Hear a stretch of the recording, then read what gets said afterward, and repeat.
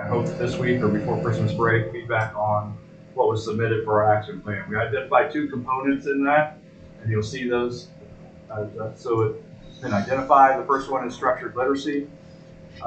We chose this one for the fact that we're doing a lot of letters training, structured literacy training, focusing on reading comprehension and different things, K through 12. And the 2 structures that we identified in that were resource allocation, which is providing budget to implement high quality instructional materials and professional development in line with that, and then the professional learning that will go along with structured literacy that we're currently doing right now. And so we just wanted to kind of carry the baton with that as it relates to structured literacy. And then you can see down there under the resource allocation talks a little bit more in depth of what needs to have.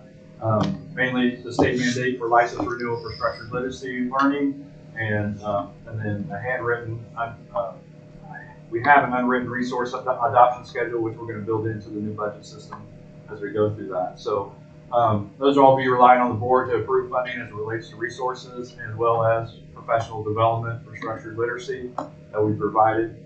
And then that schedule for resource adoption will be developed within the new fund accounting system within 6 months.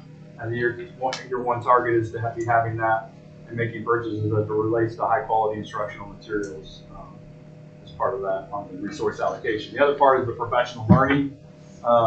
We have that not all ELA statement scores were at or above the state average and did not have common language or phonics instruction K through 5. So through this professional learning that we're doing, we hope to do that.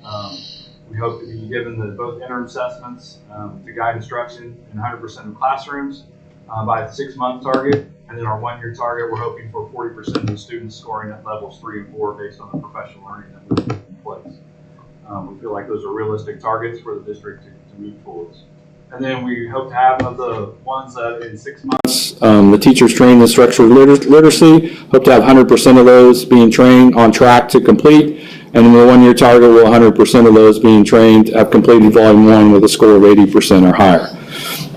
So just some additional information we provided that this is the right action for our system, that will provide a vertical alignment of instruction directly tied to state standards, leading to increased students' performance in categories 3 and 4 on the ELA assessment. So we're looking to get more kids at that level.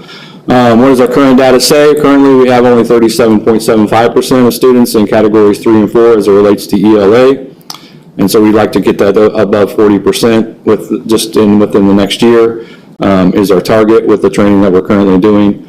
And then what is our next actions would develop and utilize resource adoption schedule to provide time and provide time for funds for letters training completion. So that's where the focus is with those action plans as it relates to component 1 for structured literacy. The second component is quality instruction. We received feedback from the staff that quality instruction and standard alignments were were pointed out. In the end, we felt like the standards alignment could be embedded into quality instruction as we go through this process. So from that, the 2 structures we would provide is professional learning and professional collaboration to address quality instruction. Within professional learning, we need to evaluate our effective instructional strategies to measure effectiveness in the classroom for increasing academic achievement. We hope to have those effective instructional strategies information to the staff, that they have some awareness of that and review that, and hopefully they've implemented some effective instructional strategies in the classroom. We know a lot are going on right now, and maybe we just identify those ones that are actually being taught right now, or we make some adjustments as we look in the year with the professional learning that we'll provide as it relates to high quality instruction. And then the collaboration is the next piece. The staff identified a need for more collaboration opportunities. That's going to look different at each building, so we need to make sure we can do what we can do to help that. What are those expectations for that within 6 months is to build a timeline. A collaboration timeline built into the 2024 academic calendar, and then increase the collaboration time and being executed with fidelity. We want to have that as a formalized collaboration process. We're meeting some, but maybe we're not having the right kind of conversations all the time. And so we want to train the staff on that as it relates to that. And then district collaboration, we hope to have admin professional learning on PLC structures, which we started already within 6 months. and then the PLC groups will establish with expectation and norms 1 year from now as it relates to